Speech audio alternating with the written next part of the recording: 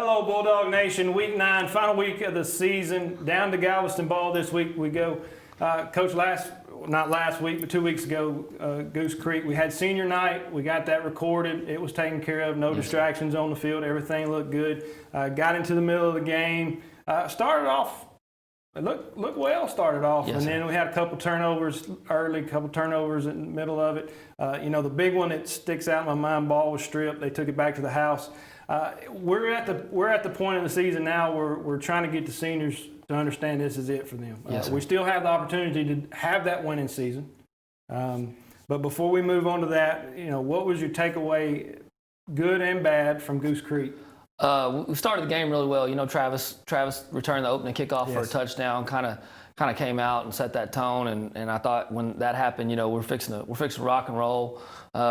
They had a short field. We got a pass interference, let them get down there, and they scored.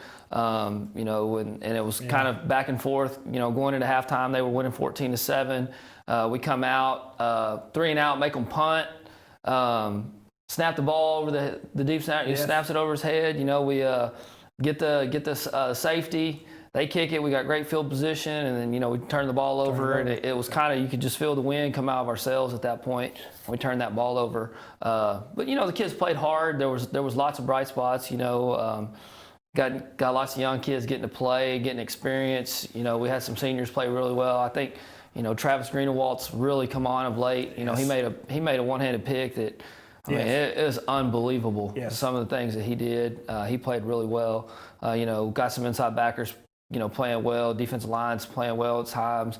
The offensive line, you're starting to see, anytime we've rotated, I bet we've rotated 10 guys in there. We've had 2 guys that have started every game, and that's been Zeke and Heyman. But everybody else they're learning as they go, and Dominic Martinez came up and played in there. You got Keyshawn, you got Decker, you got White. We got guys playing and getting experience, so that's good for us in that situation. We rotated 2 quarterbacks. They both played well in spots. Did some good things. And anytime you start sophomores, they're going to make a mistake here and there, and that happened, and that's okay. We're going to learn from that and get better, and try to finish this thing out right. That's what we've been preaching all week: is go down there and win and get the winning season. Be 5-4. Well, we normally look at 1 week at a time, especially here. But if we'll go back, I want to go back to Sterling week. We start off Sterling, we're down 3 players at that point. In like that. in a second. In about 2 snaps of the ball. We get out of that game with a win. We progress through the season. You're down 7 players that. Significant starters. Very, very significant starters in positions that, there's reasons why they're there. You get into that point, and we drop these in a row that you can tell when we've had to do it. White has to come out off the defensive side where he's helping on that side. And tremendously. He's done a great job on the offensive line. We even spoke about Decker. His motor was running. He was doing everything he could do to get the holes open. But that has taken a toll on us coming into week 9. Yes, sir. There's some other things we're going to talk about later when we talk about ball, but the injuries, the COVID protocol, you can tell that the kids having to play both ways it finally started to take its toll on us, and that's where we are. Do I think we've played anybody so far that can beat us if we're healthy? No, I still think we could beat Port Arthur. I believe that 100%. Two plays and it changes the whole game. But you're right, sophomores in there. I talked about it just a minute ago. You have a core that's coming, and I know this is still about the seniors, but you have a core that's coming into this group that is playing and trying to do their best, and I see a lot of positives out of that. Yes, sir. So that's where we are with Galveston ball. There is a lot coming up about Galveston ball because COVID. There's some broadcast announcements that we're going to make, but we're going to take a quick break, let you see some commercials, pay for this, and then we'll be back. As a Bulldog alumni myself, I know firsthand how this community steps up to take care of its own. At Gringos, we pride ourselves in doing the same.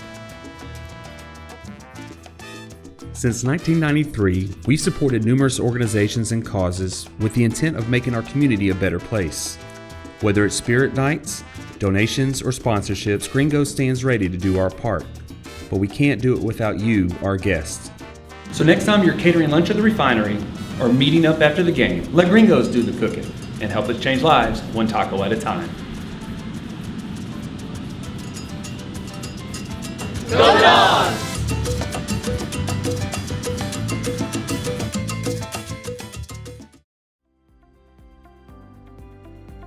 Are you looking for your dream home? Or maybe ready to sell your current home for a fresh start? Main Properties is here to provide you a personal and stress-free process. Main Properties has been servicing the LaPorte area and its surrounding cities for over 30 years with pride and spirit. Let one of our expert realtors here at Main Properties provide you with the caring service that is tailored to what you need. Come see us in the heart of Old LaPorte at 1014 South 2nd Street and let us put sold on your sign.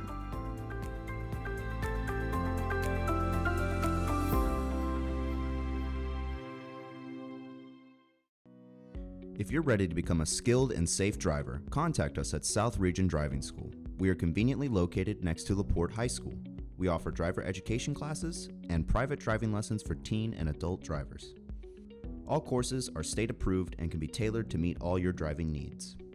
At South Region Driving School, our top priority is always the safety of our students. We are currently practicing in-class social distancing. DPS has a very long wait list for driving tests. Don't wait, we can do the DPS-approved road test here at South Region. From the first time behind the wheel to the day of the driving test, we'll guide your teen to success. At South Region Driving School, we develop safe drivers.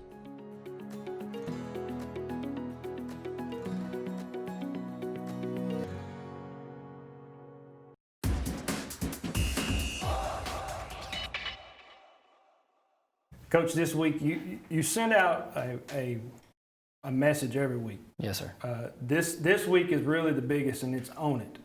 Tell us about it. Well, I mean, when we start talking about Own It, we start talking about, everything that happens, happens for a reason, and you gotta own that. It's yours. The outcome of what you do is how much work you put into it. And we've been talking all week, all year, about different lessons and leading into that. But the majority of that goes back to you can't be scared to go out and do something you've never done before. Because if you're scared, you're not ever going to be successful.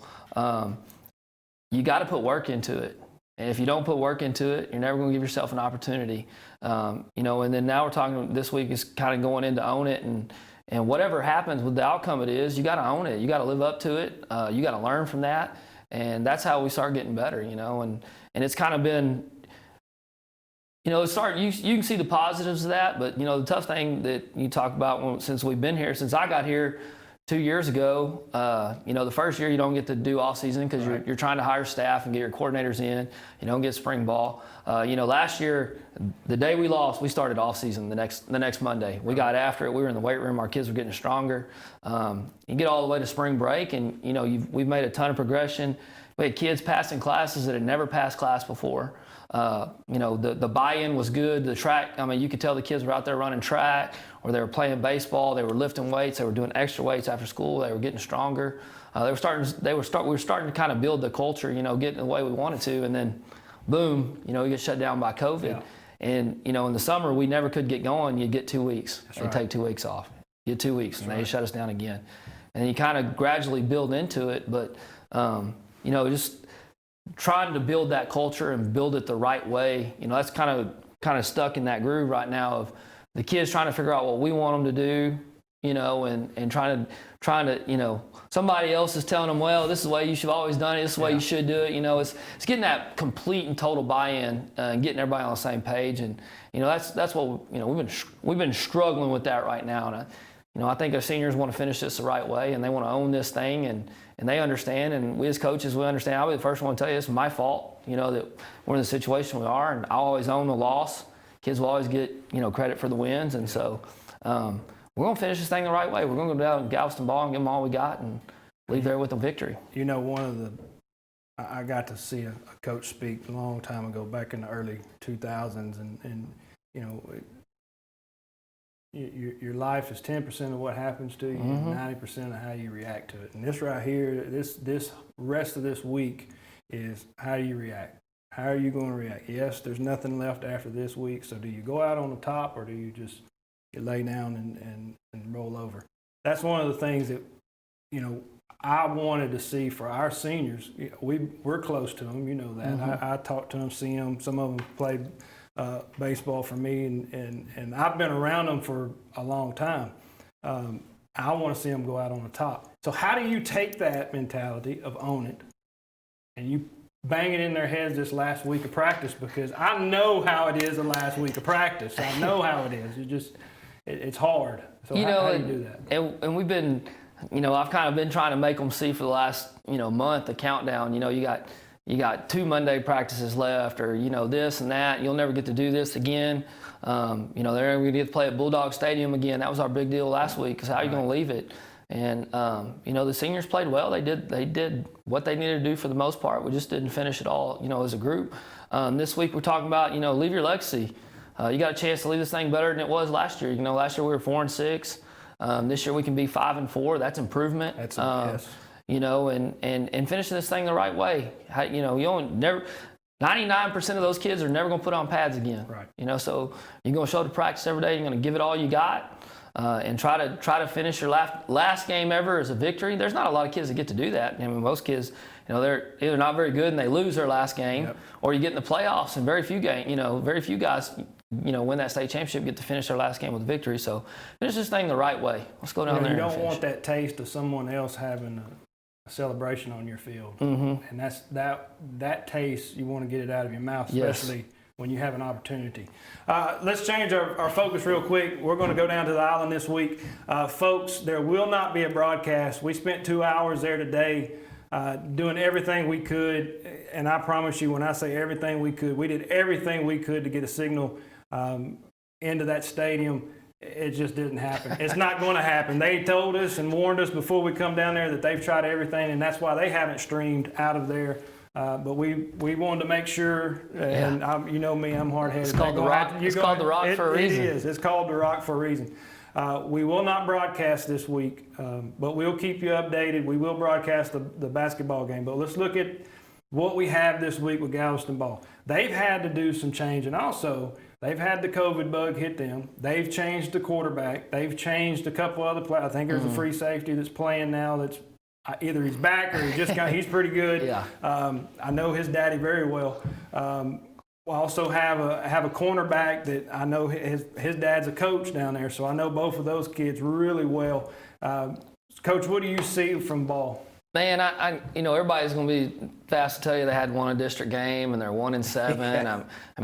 They're a new coach. He didn't get to see them at all in the spring. They got a little bit in the summer, and they're just now figuring things out. But they made a personnel change the first week of district, I think second week of district against Port Arthur. Yes, against Port Arthur. And I saw the score, and I called the Port Arthur coach. I'm like, what's going on? He goes, they moved a kid to quarterback that we couldn't tackle. Yeah. And since they moved him to quarterback, their offense has just exploded. He's rushed for 800. He scored 60 the next week against Friendswood. Yes. That was his first week. In their last game, he rushed for 262 yards. So they are really good, explosive on offense through him. They got a running back. He runs hard. They got a big, tall receiver. They throw it up to him, and he'll go get it. Defensively, that's kind of, you can kind of see there's some spots where they're not as stout as they are offensively. But they're a good football team, and their record is not indicative of what they can do. No. So we're gonna have to be on. We're gonna have to be on it this week. We're gonna have to play good to beat them. They've lost. If I'm not mistaken, they were leading in 3 of their district games. Yes. And ended up losing late. Lost to Friendswood in overtime. It was overtime, if I'm not mistaken. Yes, sir. That one went 63-60. They were beating Baytown Lee by 20 points. Yes, they were up on Lee and that was early. They threw up 20 on them They were winning. They were winning by 20 with like 6 minutes left, and Lee went bam, bam, bam, and scored. And that was the week I was watching the scoreboard, and they just turned it around real quick. This is the first grass field that I think this team's played on in maybe 8 years. Yeah. I may be wrong about that, but I think it's been about 8 years since we played on a real grass field. We were down there today, a little bit of mud. It's going to be a little different. It's going to rain a little bit tomorrow, and I expect it to have a little bit more rain down on the island. Well, you know me. We practice on the Yes. grass every Monday and Yes. Tuesday anyways. And, Yes. and yesterday it was wet out there, and I said, y'all just get ready. It's what it's going to be like. So it's going to be cold. It's going to be 50, gonna be 50s, yep. Wind's going to be blowing 15 miles an hour. All those things. I tell our kids that plays into our advantage. We run the line up and run the football right at them. Yes. And play great defense and be good on special teams and try to execute in those situations. But it's going to be fun. Anytime that you get wet and cold, and muddy, it makes you feel like you're actually Yeah. doing something a little different. That's something that's I noticed when I pulled up. They put turf everywhere else except on that field. And that doesn't make sense to me. But Coach, good luck to you this Thanks, week. sir. Oh, wait. I'm sorry. Underclassmen, JV Orange is here at 6 versus Galveston. JV White is here at 4:30 versus Galena Park. And that's all the games that will be played this Yes, week. sir. There will be no freshman games this week. There are a few freshmen that will move up. They'll kind of blend in. You won't know who they are. Tickets the same way here. Yes, sir. You've sent out a ticket link for the ball game. The Go Fan. And they're not selling at the gate. Not that I don't think they are. so. I believe I read that while we were down there, that you cannot buy a ticket at the gate. You got to buy it before you get there. I didn't see a time frame on that. I didn't see. I didn't either. But I know you cannot buy it there. I saw that sign when their ticket's not available. We want the seniors to go out on top. Yes, sir. This is a class that, like I said, I've watched them grow up since they were in the elementaries here. I just, there's a lot of them that I care about, and I wish them We're gonna miss them. luck. We're going to miss them. Yes, Yeah. we're going to miss Some good football players and good kids. Very good kids in this group, and we're going to miss them. Coach, good luck down in Galveston this week. Folks, this week, Thursday's game, due to COVID, has been changed. That's the basketball game. They're going to move over to Saturday, and that's going to be on the road, so there will not be a broadcast until Friday night. We've got the girls here against Galveston Ball. That game has had a time change. Please check. If you don't have it, subscribe, hit the bell. When we go live, it'll bring it up for you so you can watch the girls. They're on a roll right now. You want to pay attention. This will be their first conference game. Yeah, big one. This is going to be a big one. They need to start off on the right foot. Our boys knocked off Deer Park last week. Yeah. Basketball, they did a great job, knocked them off. They're only the varsity's playing right now, but they'll play Saturday. And they start district next Tuesday. And then next Tuesday they start district, and we're right back in the Bulldog Center running crazy like we have been. Yes, sir. Folks, we appreciate you all year long. Coach, thank you for doing this. Yes, sir. I really appreciate you doing this. The kids appreciate it. We'll be back with the basketball coaches starting probably in a week. You'll see the guys and then the girls. Yes, Coach T will be on the camera. Yes, she's going to be there. So we'll get both of those in here, Coach Colby, and also appreciate it again. Thank you very much. Yes, sir. Go Bulldogs. Go Dogs.